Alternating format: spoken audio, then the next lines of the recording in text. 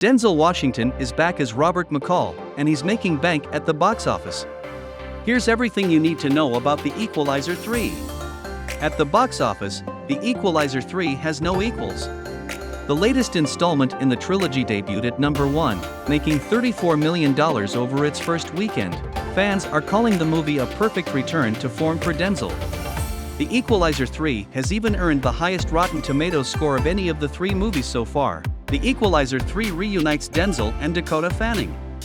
Longtime Washington fans will remember 2004's Man on Fire. The classic action thriller had Denzel dropping bad guys while protecting a 10-year-old Dakota Fanning. Almost 2 decades later, Denzel and Dakota are back working together. It's interesting looking that little girl in the eyes 20 years ago, and now she's a grown woman. It's just a little strange for me personally. Dakota is just lovely and, needless to say, very talented. This installment is set in Italy. It's not all scenic locales and incredible food for Robert McCall though, of course. Denzel's cool, calm killer ends up making a few Italian friends and a whole lot more enemies. This movie puts McCall up against the mafia. If there's one thing we know about Robert McCall, is that he doesn't stand by while innocent people suffer, even if he does happen to be enjoying a European getaway. The Equalizer 3 marks Denzel's 5th collaboration with director Antoine Fuqua. Training Day, The Magnificent Seven, and the previous 2 Equalizer movies, Washington and Fuqua, have proven themselves to be a perfect pairing. Denzel is actually the one who recommended Antoine Fuqua be put in the director's chair for the first movie in this trilogy. That came off the back of their Academy Award-winning team-up for Training Day. You know, now with Antoine, it's such a shorthand. We had tremendous success right off the bat with Training Day. I like the way he works and he's a great collaborator, and that's important to me. The Equalizer trilogy is based on the classic TV series of the same name. The original show aired back in 1985 with Edward Woodward taking on the role of the hard-hitting, no-nonsense Robert McCall. He was backed up by Cobra Kai and Karate Kid star William Zabka, and the incomparable Mark Margolis of Breaking Bad and Better Call Saul fame. Denzel created the backstory for his version of Robert McCall.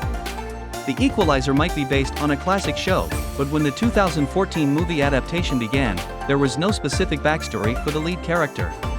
Denzel Washington came up with one, even going as far as to give McCall obsessive-compulsive disorder. Denzel then sat down with real patients in order to best portray the condition on screen. The Equalizer series is Denzel's first movie trilogy. While Washington has lent his talents to a catalog of classics, he has never appeared in multiple movies in a single franchise outside of his time playing Robert McCall. A rare accomplishment in modern cinema. Chloe Grace Moretz made her mark on the series despite being the wrong age for her character. Back in 2014, casting for The Equalizer called for a 24-year-old woman to play Terry. Chloe Grace Moretz was just 17 at the time, and she impressed director Antoine Fuqua so much that he changed the age of the character so Moretz could be on board. There were other actors considered to play Robert McCall before Denzel.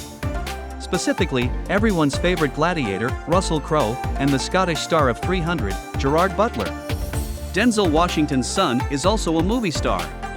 You've likely seen John David Washington in Christopher Nolan's Tenet, but John's acting debut actually came alongside Dad, all the way back in 1992's Malcolm X.